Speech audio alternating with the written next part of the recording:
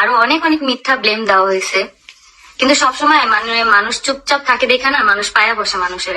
এইটাই হচ্ছে মানুষের মেন সমস্যা। মানে যেখানেই হয়তো তুমি চুপ থাকবা মানে সেইখানেই তোমাকে পায়া বসবে। শুরু থেকে এরকমই হয়ে আসছে, আমাকে যেইভাবে বলছে সেইভাবেই মানে কথা শুনছি দেখে আজকে আমার এই দিন দেখা লাগতেছে, এছাড়া আর কোনো কিছুই না।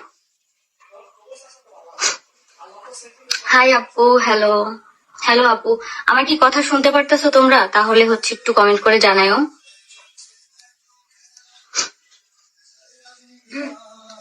হ্যাঁ ঠিক আছে আপু, লাইভ। এখন বলো যে তোমাদের কি কি প্রশ্ন আছে যেটা আমাকে নিয়ে, সেটা বলতে পারো।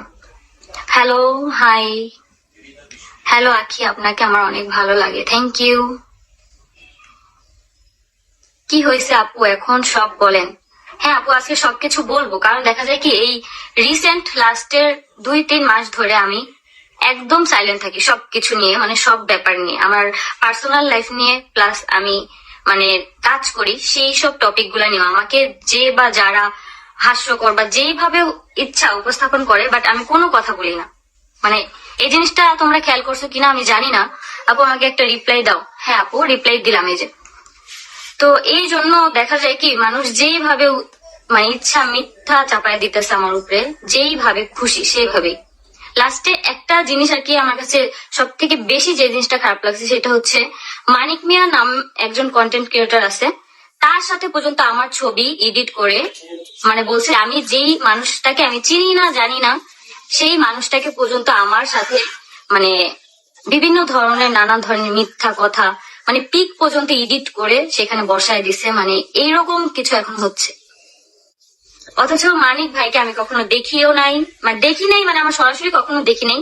সে কন্টেন্ট ক্রিয়েটর সেটা আমি জানি, কারণ তার ভিডিও প্রায় সময় দেখা হয়।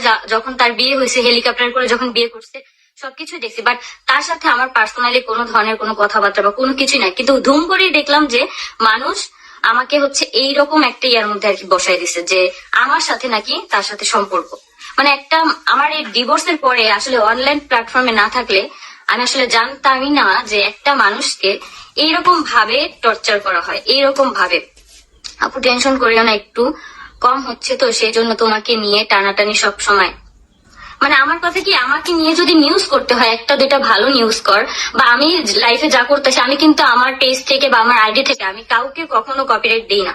কারণ আমার কথা কি আমার ভিডিও যে ইউজ করে মানে আর্নিং করতেছে করুক, সেটা নিয়ে আমার কোনো ধরনের কোনো প্রবলেম নেই। কিন্তু আমার কথা হচ্ছে আমি যে জিনিসটা করি নাই, যেটার সাথে আমার কোনো সম্পর্ক নেই, সেই জিনিসটা পর্যন্ত মানুষ নিয়ে আসে যে আমি নাকি এটা করছি ওইটা করছি। তো এগুলো নিয়ে আমি কখনোই কোনো কথাবার্তা বলি না, কারণ কি আমার কাছে এই জিনিসগুলো খুবই লেম লাগে। কারণ যারা আমাদের ভিডিও দেখে, যে সকল আপুরা যে সকল ভাইয়ারা এইসব জিনিস না মানুষের কাছে শেয়ার করলে মানুষ অনেকটা মানে বিরক্ত হয়ে যায় বলতে গেলে। মানে আমার নিজের কাছে বিরক্ত লাগে। আমি তো সেই সব মানুষের জায়গাগুলো থেকে দেখতেছি যে পুরা বিরক্ত লাগে।